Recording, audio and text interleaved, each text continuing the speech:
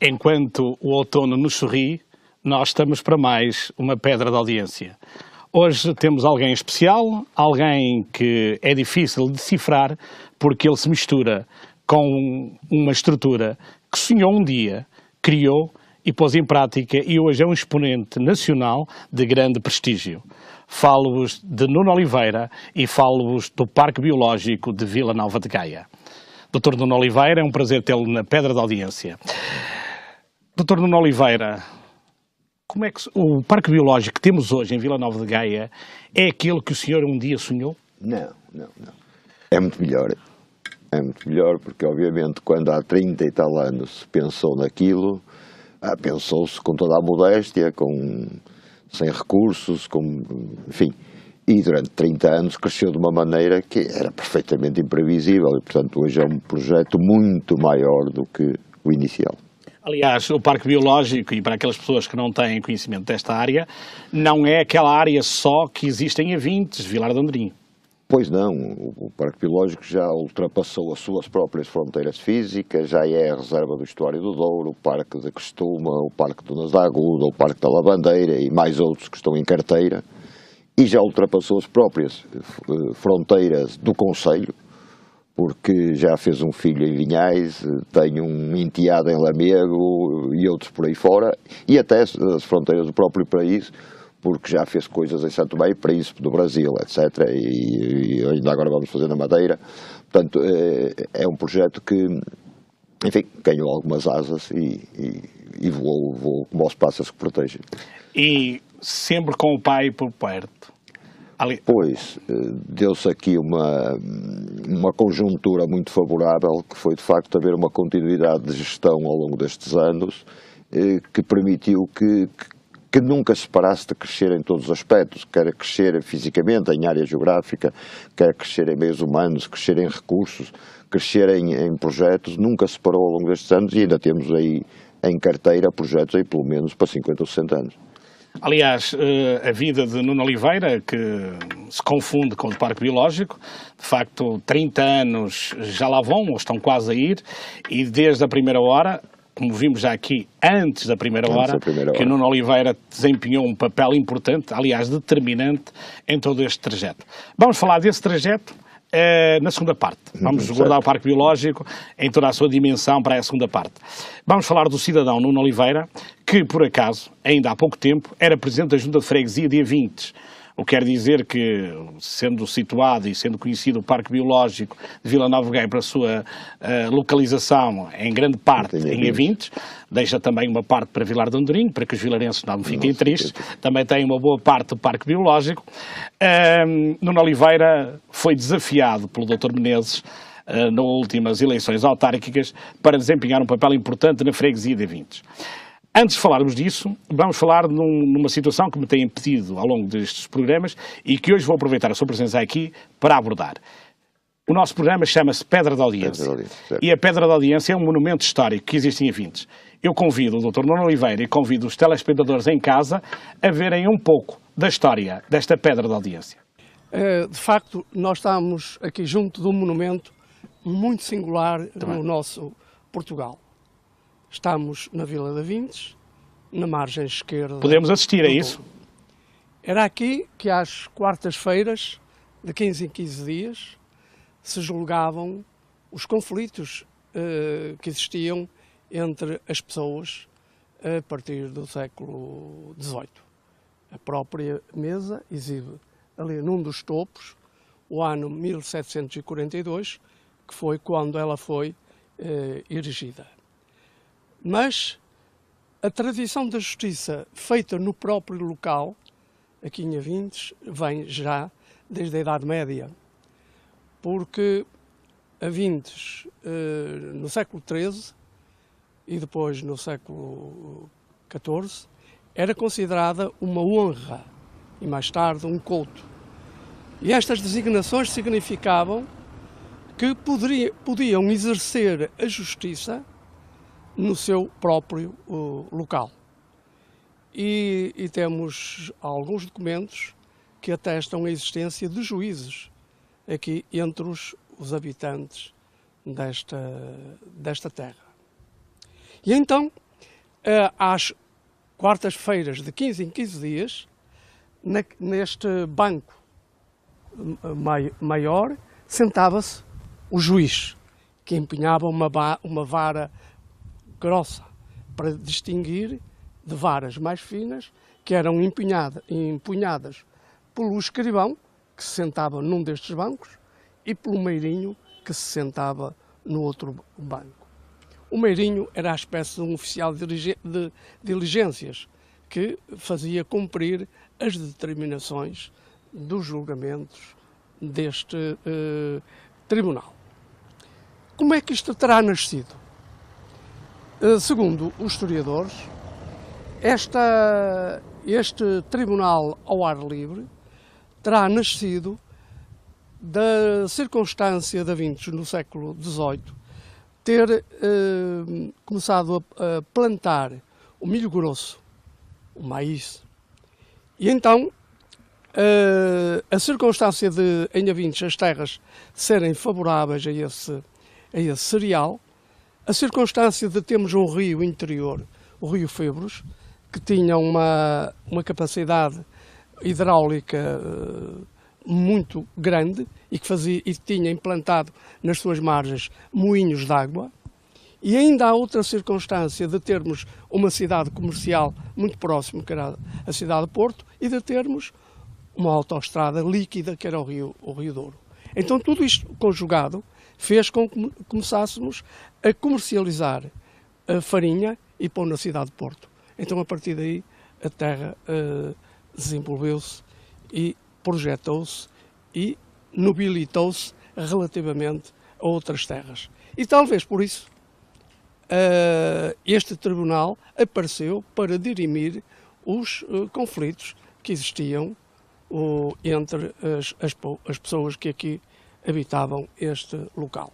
Muito bem, depois deste percurso então pela história da Pedra da Audiência e depois de sabermos como, digamos assim, foi implementada aqui neste local, nos dias de hoje é tudo muito diferente. Hoje já não vemos nenhum juiz aqui, vemos certamente muita história e também, digamos assim, outro aproveitamento deste, podemos chamar-lhe monumento. Sim, este monumento nos últimos tempos está a começar a ser respeitado e, de algum modo, está a ser nobilitado no sentido de que todas as pessoas aqui de Avintes respeitem este local, porque é provavelmente de todos os locais aquele que tem mais história e aquele que de algum modo identifica o povo de Avintes. E assim, de vez em quando, nós fazemos aqui algumas representações de julgamentos que se fariam nos tempos recuados. Eu estou a ver que em cima da mesa aquilo que nós temos é um livro escrito por si, mas não só, que de facto está ali naquelas linhas a história da Pedra da Audiência. Tem por objetivo dar a conhecer, para quem não sabe, e também aos curiosos, aquilo que é esta Pedra da Audiência. Claro, tenho uma entrada, um capítulo que se chama Pedra da Audiência, a justiça ao pé da porta, ou a justiça sem olhos vendados e uma justiça popular. Nesse capítulo se referencia a evolução da justiça que se praticou desde a Idade Média em Avintes e também tenho o exemplo de um ou outro julgamento. Eu há bocado não referi que tipo de julgamentos é que aqui se faziam. Olha, faziam-se julgamentos por salários em atraso, por dívidas, por falta de pagamento de aluguer, por conflitos de divisão de águas, por conflitos de, digamos assim, de delimitação das terras. Eram aqueles conflitos que existiam nestes e noutros locais. O que é que espera para o futuro deste local? Eu espero que este local seja respeitado por todos os avintenses e que haja da parte dos mais novos e dos mais velhos uma cidadania patrimonial, isto é, o respeito por estas pedras sagradas, porque aqui isto é um livro de pedra, livro que conta histórias do pulsar cotidiano deste povo durante muitos séculos. Depois desta explanação feita pelo historiador José Vaz, num trabalho excelentemente conduzido por Helena Oliveira e Ricardo Lemos, nós ficamos a conhecer a razão deste nome. Não é que aqui efetuamos julgamentos, não fazemos-lo, mas homenageamos um monumento histórico de uma localidade onde o jornal Audiência nasceu. Aí a explicação. O desafio, agora, Dr. Nuno Oliveira, foi lançado por Luís Filipe Menezes nas últimas autárquicas, certo. O que levou uma pessoa dedicada à ecologia, criador de um espaço tremendo, que fica realmente em Avintes, mas que é um espaço do mundo, o que leva a aceitar um desafio de ser presidente de uma junta de freguesia?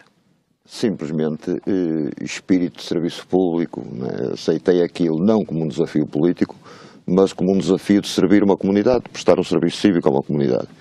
E portanto filo com todo o gosto enquanto lá estive. Fui afastado por razões que me ultrapassam, porque saiu uma lei que de um dia para o outro criou uma incompatibilidade e que me obrigou a optar ou pela junta de freguesia ou pelo parque biológico e naturalmente, como toda a gente, nomeadamente em Avintes, como toda a gente compreendeu, a minha opção tinha que ser pelo parque biológico e assim foi.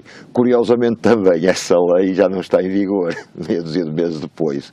Enfim, mas gostei muito da experiência, gostei muito do contacto com as pessoas, já tinha um bom relacionamento com muita gente de Avintes, mas multipliquei esse relacionamento por muito mais gente, né? Por muito mais gente, e dentro dos meios... Estivemos à beira de ter uma freguesia ecológica. Deu-se pelo menos um passito ao outro, como por exemplo aquela deliberação da Assembleia de Freguesia de acabar com os herbicidas em Avintes. Enfim, não é nada que seja inovador na Europa, porque por essa Europa fora de Portugal, obviamente, por essa Europa fora já nenhuma comuna ou nenhuma Câmara usa herbicidas, não é? Cá usamos. Mas a Assembleia deliberou por unanimidade não usar em Avintes, portanto foi um passinho e podíamos eventualmente ter ido mais longe, mas também estive na Junta num tempo de falta de recursos. Não é? Isso não impediu de ser considerado por alguns um revolucionário, porque revolucionou algumas coisas que pareciam mesquinhas, mas que foram revolucionárias, por exemplo, a localização da Festa da Broa de Avintes, uma maior dignidade do centro cívico da freguesia, tabus que ninguém ousaria pôr mão e que foi preciso vir um Nuno Oliveira para mexer. Pois, essa história da Festa da Broa, por exemplo, para mim era elementar aquela mudança, não é? Tínhamos um sítio muito bom e o proprietário estava de acordo em autorizar, quer dizer, porque é que havíamos de estar no meio da vila, num sítio acanhado, a incomodar toda a gente, não é? Portanto, para mim era elementar, disseram que eu era maluco, mas isso também já me disseram ao longo da vida várias vezes e eu agradeço. Aliás, os ecologistas normalmente são apelidados... Têm sempre um bocado maluco. Portanto, vai-se maluco ou não, lá foi e foi logo um êxito no primeiro ano e voltou a ser um êxito no segundo no mesmo sítio e foi um passo, quer dizer, não é um ato revolucionário, mas é um ato de encarar a mudança e de arriscar a mudança. Se falhasse, pedia desculpa às pessoas e no ano seguinte voltava-se atrás, mas há que arriscar. Mas ficou com gosto de um dia mais tarde, se a vida o permitir, voltar a repetir e aceitar um novo desafio? Não é, confesso que não é a minha vocação. A minha vocação é muito mais técnica, para o estudo, etc. Não é tanto para um cargo político, não é? Se por qualquer razão da vida for necessário exercê-lo, lá estarei para o exercer, se assim me for solicitado. Mas não está nas minhas prioridades. A minha prioridade de vida é continuar, se me deixarem, com o projeto Parque Biológico, ainda tem muito para dar, e outros parques. E aliás continua neste momento a estudar, não é? Eu sei que está neste momento a frequentar uma licenciatura em Bordeus e um doutoramento em Coimbra, quer dizer, exatamente. É um homem do mundo. Eu gosto muito de escrever, gosto muito de investigar e portanto não tenciono parar de estudar e quando acabar licenciatura que estou a fazer em Bordeaux, que espero acabar em dezembro, pelo menos os exames estão marcados para dezembro, no ano letivo seguinte com certeza que estarei noutra, porque se uns gostam de ir para o ginásio fazer ginástica física, eu gosto de ir para a universidade fazer ginástica mental. Ginástica mental, muito bem. Voltando ainda àquele espaço de tempo que ocupou numa autarquia, acha que o papel do Presidente de Junta é tão dispensável que tenha motivado esta revolução, ou hipotética revolução, com o novo mapa reorganizativo das freguesias? Bom, que alguma coisa se tinha que reorganizar é verdade, porque esta duplicidade autárquica de juntas e câmaras está pouco esclarecida e até em alguns casos é perversa, porque temos câmaras que têm a mesma área geográfica, municípios que têm a mesma área geográfica que a junta de freguesia. Isso não pode acontecer.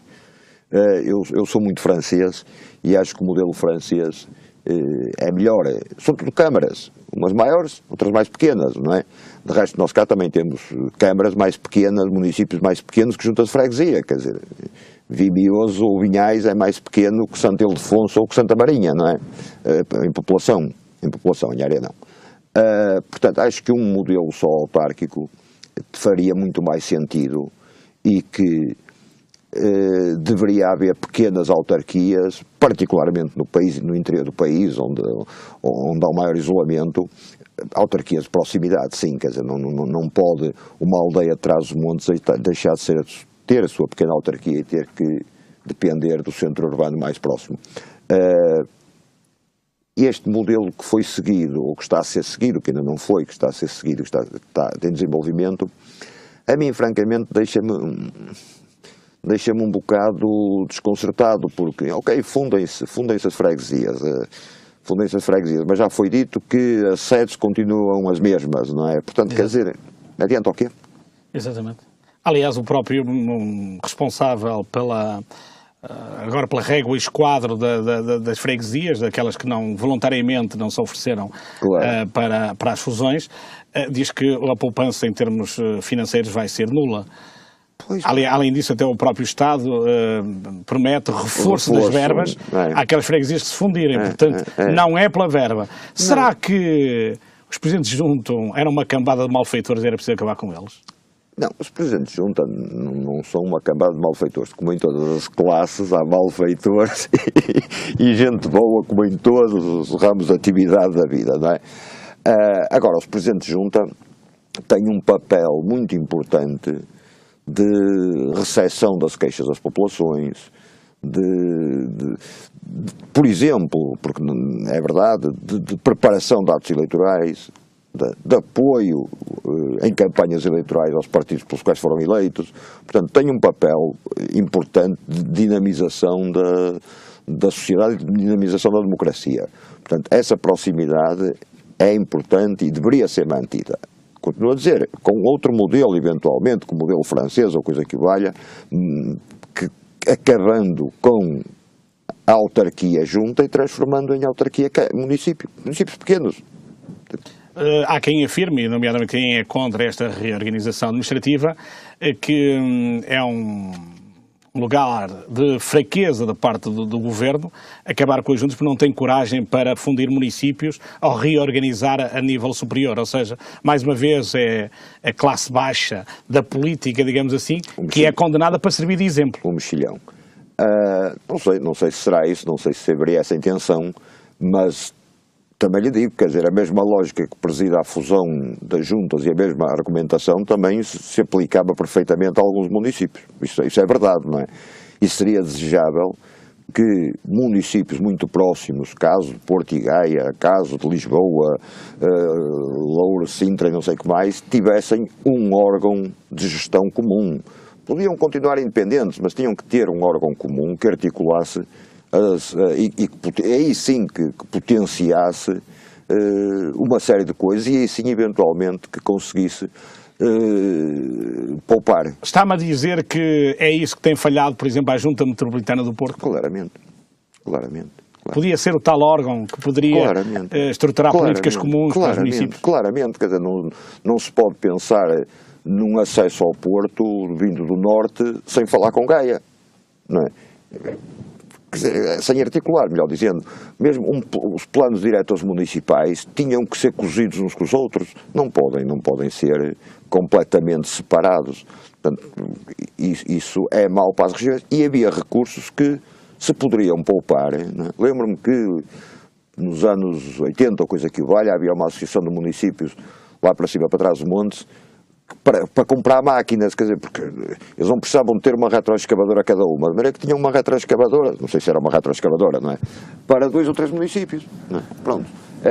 Há sim recursos, nomeadamente, por exemplo, na área do turismo, era fundamental articular políticas, não é?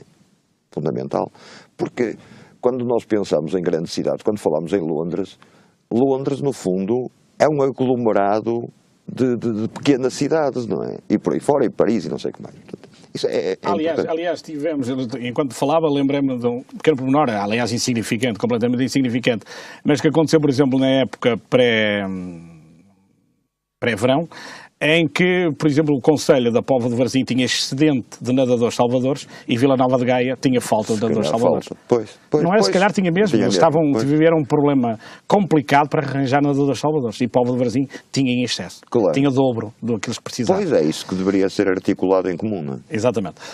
Voltando ainda ao cantinho de Gaia, que não é um cantinho tão pequeno quanto isso, o Dr. Luís Filipe Menezes está de partida, ao que parece, para o município vizinho, para o Porto. Isto enquanto não consegue o seu objetivo primeiro, que é a fusão Gaia-Porto. Entretanto, ele já deixou bem claro que o futuro do município de Gaia vai ter a assinatura dele em termos de escolha. Se o Dr. Menezes o chamasse e eu decidisse desafiá-lo a integrar a próxima equipa municipal, com o seu conhecimento na área da ecologia, do parque biológico, etc., se calhar uma das mais-valias que o Conselho tem, era capaz de encarar uma situação desse tipo? Encarar, a gente deve encarar tudo na vida. Tudo o que nos propõe, a gente deve pensar 2 vezes antes de dar a resposta. Mas não é, quer dizer, eu pretendo continuar, se me deixarem, como digo, a servir o Conselho de Gaia, mas estou bem no lugar em que estou. Posso servir o Conselho de Gaia a partir do lugar em que estou, e se calhar até sirvo melhor do que num lugar político, onde, enfim, temos algumas condicionantes, algumas coisas, se calhar sirvo melhor no lugar em que estou. Claro. Entretanto, é sabido, e na segunda parte vamos ficar a conhecer o porquê, de facto Gaia tem dado cartas nessa área, e é por isso que, como no futebol e como nas modalidades esportivas, alguns dos principais atores no Conselho têm sido contratados por outros municípios. Claro. Estou-me a lembrar de Poços Martins, contratado pelas Águas do Porto. Aceitaria um desafio fora de Gaia? Não. Já me o fizeram. Já me fizeram muito recentemente, e não estou a falar de um desafio político, já me fizeram um desafio profissional.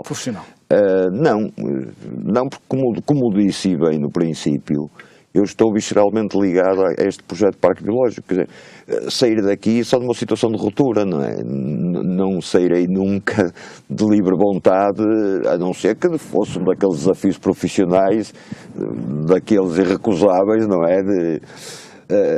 Que também os há, mas não está de modo nenhum nos meus horizontes. Exatamente. Embora os tenha, como digo, embora os tenha os desafios. Aliás, Nuno Oliveira, que só deixou o Conselho de Vila Nova de Gaia para nascer.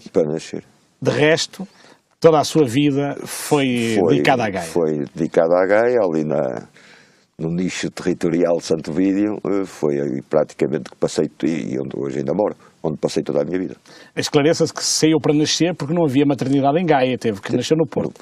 Só por isso, portanto foi apenas por algumas horas, ou 2 ou 3 dias no máximo, porque de resto foi sempre gaiense convicto.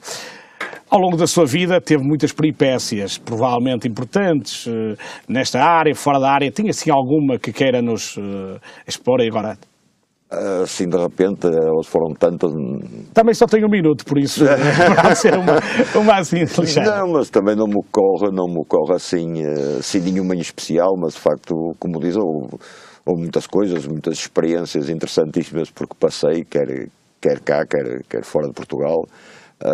Recordações, por exemplo, tenho uma excelente recordação dos dias que passei na Amazónia num programa de cooperação entre o Parque Biológico e a Universidade de Belém do Pará no Brasil, não é? E muitas outras. Um dia de escrever isso. Aliás, está escrito, um dia há de sair.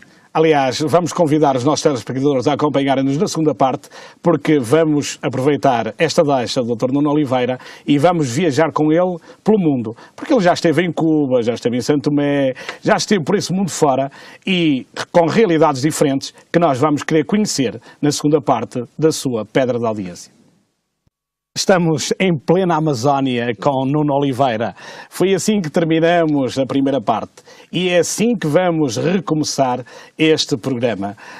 Nuno Oliveira, Amazónia, aliás, desde a sua presença no Parque Biológico e dados os grandes resultados verificados, tem sido uma procura regular de todos os cantos do mundo pelos projetos que se vivem e se constroem diariamente no Parque Biológico. Estávamos na Amazónia. Vamos lá continuar.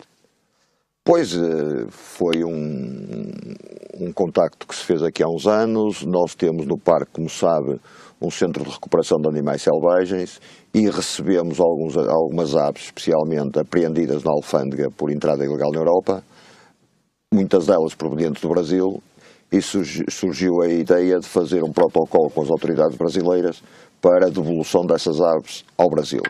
E nesse âmbito eu fiz lá uma deslocação com o apoio da Universidade de Belém do Pará, do Pará, não é de Belém do Pará, é em Belém, mas é do Pará, para se articular esse protocolo que está assinado por parte das autoridades brasileiras e assinado em minuta e espera, enfim, uns 8 anos que as autoridades portuguesas assinem. E mantém-se relações, enfim, é evidente que os custos das viagens e a distância às vezes fazem com que o nosso apoio não possa ser maior. Tivemos e temos muitas solicitações de Timor, por exemplo, queriam que fôssemos lá desenvolver, ou que eu fosse lá desenvolver alguns trabalhos, mas é evidente que essas coisas depois tornam-se impraticáveis porque o tempo é escasso para o que temos que fazer cá e torna-se muito difícil dar apoios a sítios que estão longe. Já demos apoio em Santo Tomé, já fizemos um seminário sobre ecoturismo e conservação da natureza em Santo Tomé, levámos de cá de Portugal 100 e não sei quantas pessoas, foi um apoio ao desenvolvimento e um pouco da teorização do ecoturismo lá em Santo Tomé. Temos agora um pedido muito recente desta semana da Madeira para dar também um apoio ao parque, ao Jardim Botânico do Funchal. E outras coisas também fora, e também na Europa, obviamente. E também sei que, para além de irem, recebem com alguma regularidade pessoas que vêm conhecer a realidade e estagiar, digamos assim, durante uns dias aqui para levarem para os seus países os conhecimentos que aqui adquirem. Temos recebido muitos estagiários, já tivemos bastantes estagiários de Santo Tomé, temos neste momento, por exemplo, estagiários de Espanha, 2 veterinárias espanholas a fazerem estágios de fim de curso connosco, e muitos outros estágios ao longo do ano, e nisso estamos sempre de portas abertas, porque, vamos lá ver, o conhecimento e a experiência não são para vender, não estamos ali para vender experiência nem conhecimento, nem são para esconder, não é? E a gente, se não poderá ensinar muito, pelo menos pode ensinar a não cometer os erros que nós cometemos, e acho que isso é um contributo bom que se pode dar, não é? Dizer onde é que erramos e onde é que as pessoas devem evitar errar. A imagem de marca do Parque Biológico já se vê pelas palavras que disse, que passou fronteiras. Aliás, recentemente estive em Vigo, onde me perguntaram pelo Parque Biológico, porque tinham conhecimento da qualidade e do nível do Parque Biológico. O mercado espanhol, entendendo como visitantes, claro, é significativo no Parque Biológico? Temos tido nos últimos anos um acréscimo de galegos, um acréscimo significativo de galegos. Enfim, fizemos alguma ação de divulgação na Galiza, nomeadamente o ano passado uns anúncios no Faro de Vigo, algumas ações com o CEIDA, que é uma organização da Galiza, e também algumas colaborações com a Universidade de Lugo, e portanto conhecem-nos e temos tido ao fim de semana muitos galegos, não é? Para quem nos está a ver fora aqui da região do Grande Porto, espalhado por esse mundo fora. Se quiserem vir conhecer e ficar uns dias pelo Parque Biológico, até porque a extensão do Parque Biológico, ainda não falamos nela, claro, mas é enorme, convidava-lo até a falar um pouco sobre isso, têm condições para ficar? Temos duas hipóteses. Temos uma pequena hospedaria, mas de boa qualidade, com muito boa qualidade, passa a propaganda. E económica? Sim, económica, sim, preço de um hotel barato.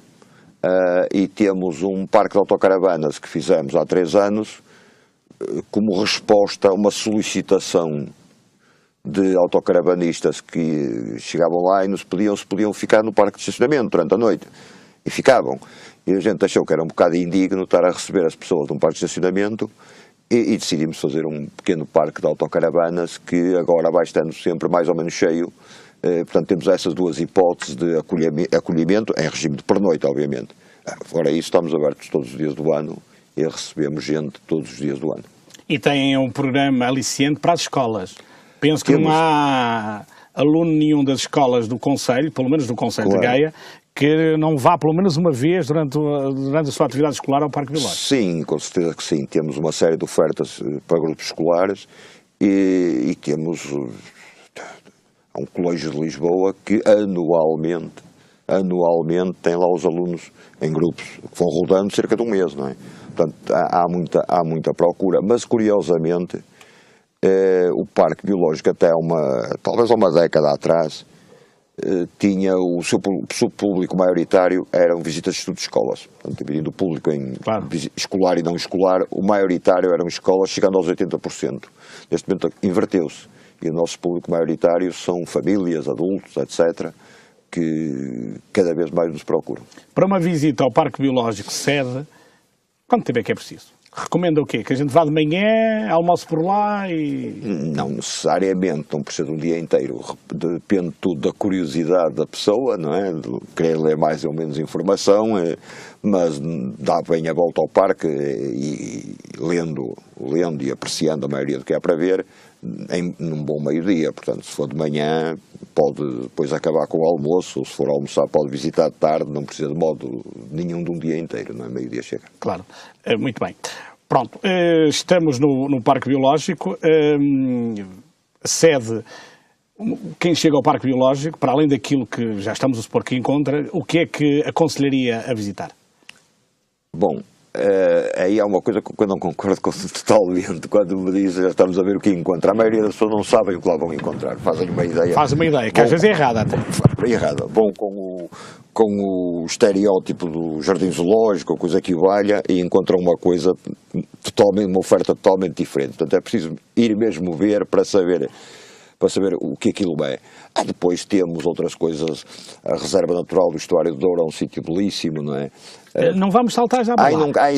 Só dentro do parque. Para além de terem que caminhar em uns 3 km. Tem sempre uma exposição temporária, neste momento é sob o Ano Internacional da Floresta, que foi o ano passado, mas a exposição continua. Tem uma exposição permanente, tem uma exposição de fotografia de natureza que muda de 3 em 3 meses, não é? Vai-se alterando a temática. Tem outras exposições ao longo do percurso, uma sobre moinhos, no moinho recuperado. Tem, isso é para a noite, claro, um observatório astronómico, enfim. E além disso, a tradição também está presente no Parque Biológico. A tradição também. Estamos na altura da desfolhada. Foi no sábado passado. À altura das vindimas. Tudo isso se comemora porque o parque ocupa antigas propriedades agrícolas, não é? Era um conjunto e é atravessado pelo Rio Febres. Portanto, é um conjunto de antigas quintas e alguma prática agrícola mantém-se. E, portanto, fazemos a desfolhada, obviamente. E depois também o fabrico da farinha, ou não? Sim. Na forma tradicional, ainda tem os moinhos a funcionar. Temos um moinho a funcionar que produz farinha. Com a água do Febres. Sim. Fazíamos broa com os grupos que ficam lá, obviamente, porque a broa demora tempo a fazer, não é? Mas com os grupos que dormem lá fazemos broa. Mantemos broa dia 20. Não, é broa Parque Biológico. Broa Parque Biológico, porque a broa da 20 tem ali um toquezinho, um segredozinho que nós nunca conseguimos fazer. Já foi lá feita Peluquim Neto, um dos padeiros famosos da Vintes, lá à nossa frente e saiu broa da Vintes. Nós vamos por trás, fazemos e não sai broa da Vintes. Há um segredo. Há ali um segredo muito bem guardado. Mas, de qualquer modo, fazemos broas e temos uma série de outras atividades ligadas ao património cultural que vamos mantendo, nomeadamente, não quero que saia já do parque, mas nomeadamente as escavações arqueológicas em Crestuma, que é um aspecto muito interessante. Pronto, então vamos agora saltar, que está com vontade de saltar, e também o tempo depois não nos vai ajudar a uma viagem completa, mas vamos exatamente falar de Crestuma, dado que nos últimos dias ou semanas tem andado na boca do mundo. O que é que se descobriu por lá? Crestuma é um parquezinho pequenino, mas muito interessante, com uma posição e com uma paisagem muito interessante. Sabia-se, nós fizemos o parque... Estamos a falar da paisagem sobre o Rio Douro, sobre a barragem de Crestuma Lever. Sim, e eu até diria mais que a paisagem mais interessante nem é para o lado da barragem, é para Montante, é para Jusante, porque realmente não parece que estamos no meio de grandes cidades, parece que estamos noutro sítio. Sabia-se que era um sítio com ocorrências arqueológicas, porque havia uns artigos antigos escritos, apercebemos-nos desse valor e suscitamos a realização de escavações arqueológicas, e, portanto fizemos este ano, ou patrocinamos este ano a terceira campanha de escavações arqueológicas, que deu um resultado espetacular, que foi a descoberta de um cais romano, tardo-romano, na margem do Rio Douro, não é? Fizeram-se primeiro escavações em terra, depois escavações subaquáticas que confirmaram a existência. Portanto, temos ali um interposto comercial romano que traria para cá cerâmica e vidros de valor, digamos a Vista Alegre da altura, não é? Claro. Vinda lá dos confins do Mediterrâneo, e levava qualquer coisa. Falta descobrir essa qualquer coisa que levava, seria ouro de Balongo, eventualmente. Isso é a parte que falta descobrir. Mas as pesquisas vão continuar? Vão continuar, se for possível, continuarão. Muito bem. Falou do estuário. É uma referência importante e tornou-se significativa, e tem o dedo único de Nuno Oliveira. Tem a reserva, a proteção do estuário do Douro como área importante de apoio às migrações das aves. Era um desejo muito antigo, não é? Muito antigo. Eu lembro-me que falei disso no primeiro congresso do Rio Douro, que foi há umas décadas, não é? Portanto, era muito desejado.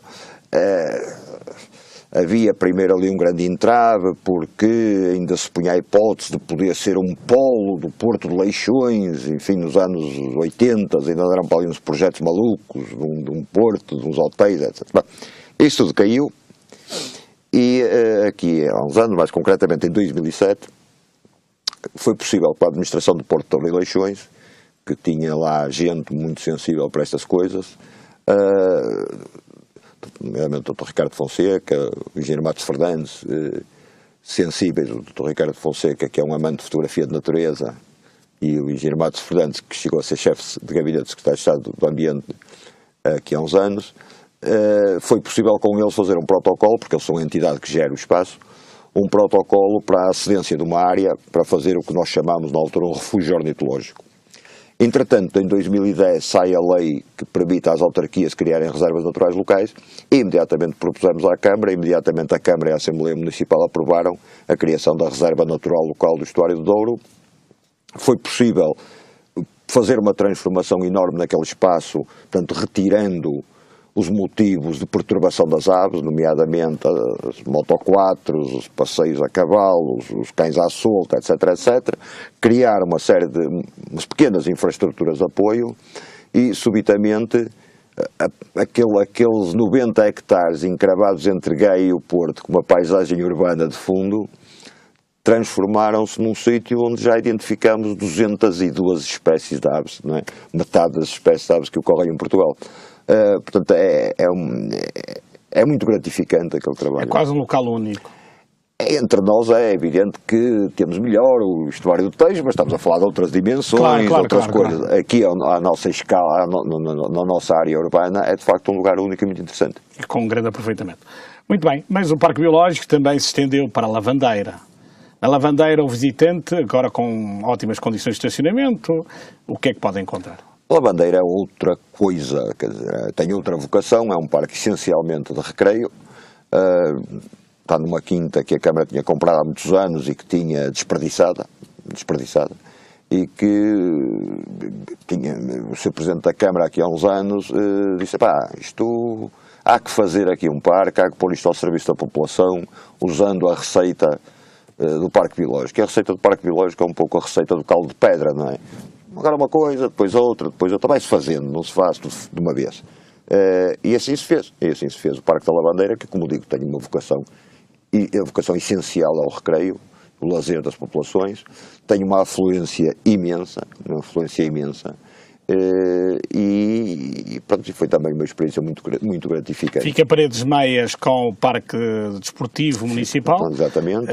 Pronto, para quem não conhece, fica mesmo junto à Estrada Nacional 222 e, portanto, de fácil acesso. De muito fácil acesso. De qualquer lado. Muito bem. Também o dedo do Parque Biológico existe ali para a Beira-Mar, para a Orla Marítima. O trabalho do Parque Biológico também se faz, chega até lá. Litoral. Fala-me um pouco. O Parque do Nasaguda resulta de uma candidatura que foi feita em 90 e pico ao programa comunitário LIFE, que é um programa de apoio a ações ambientais, e que inclui várias coisas, um programa de educação ambiental sobre o litoral, nomeadamente fazer um percurso e um guia do litoral desde o Estuário do Douro até a Reserva de São Jacinto em Aveiro. Temos esse guia, já temos a segunda edição desse guia.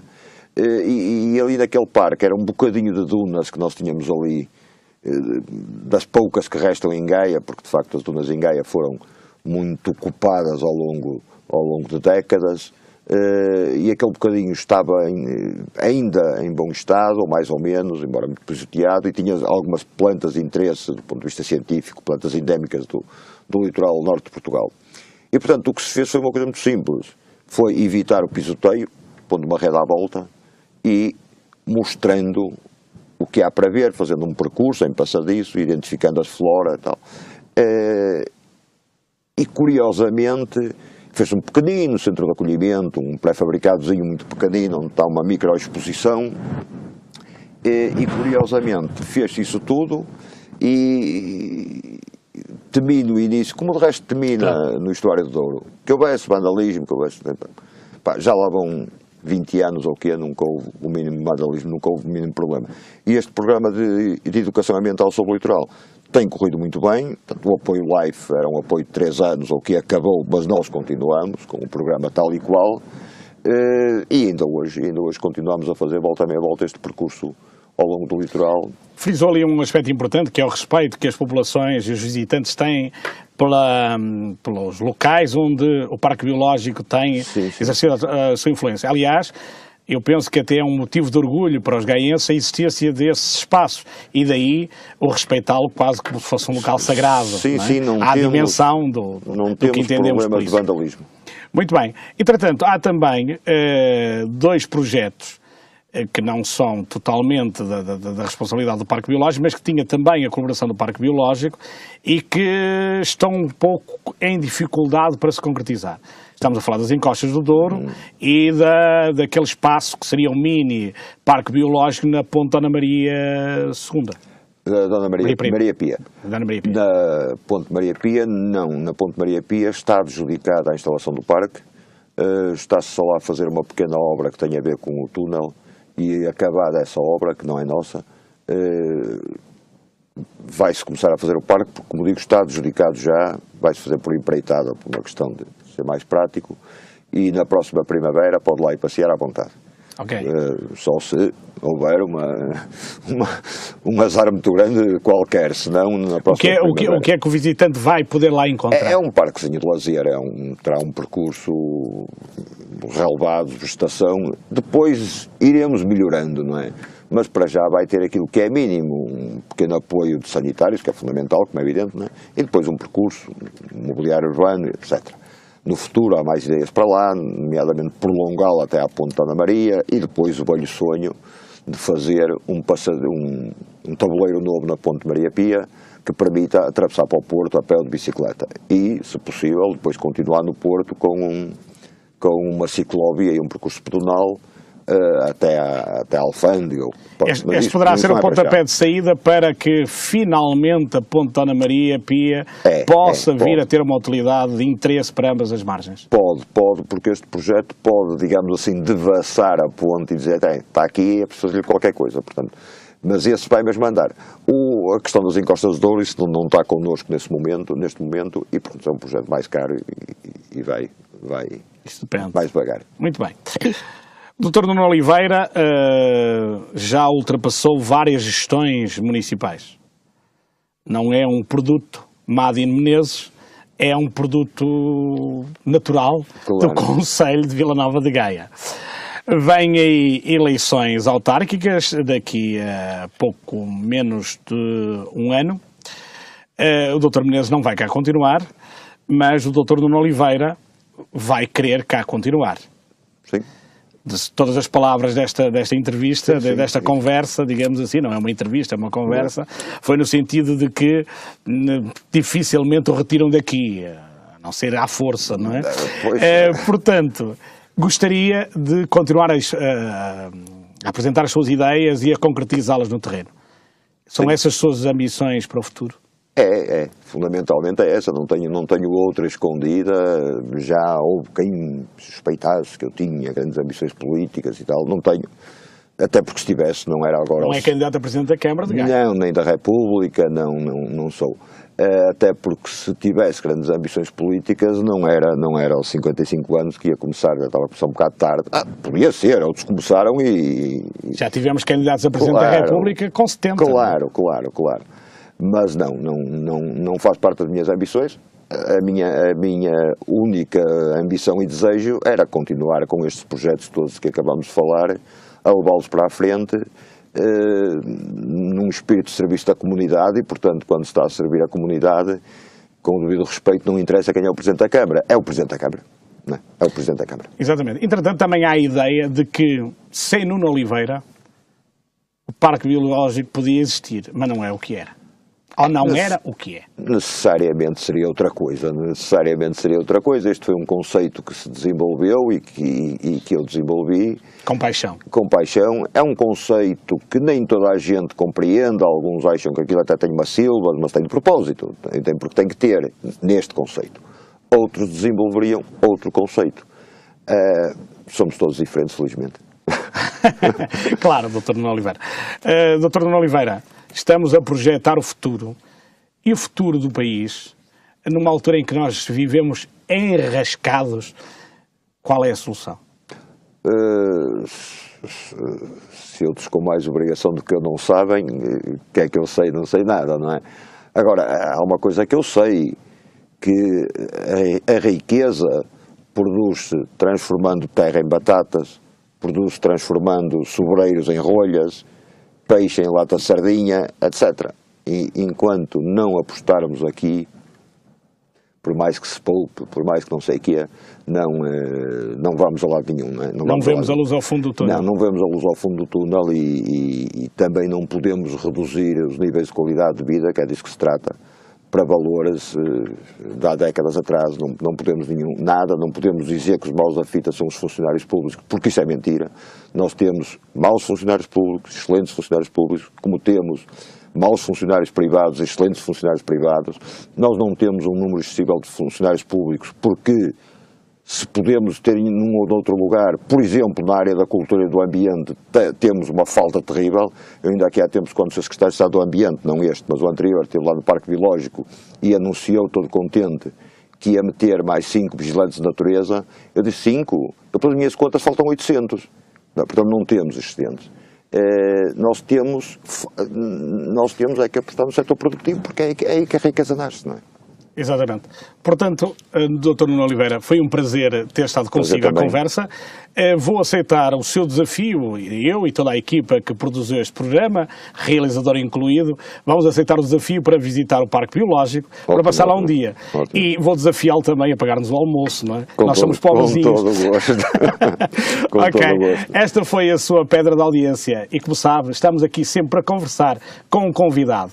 É esta conversa que nós queremos que você participe em casa E, se quiser um dia mandar sugestões para aqui, mande. Nós estamos aqui para conversar e para conviver consigo. Vamos ao seu encontro, trazendo-lhe novidades, surpresas, quando podemos, e animar o seu serão. Muito obrigado.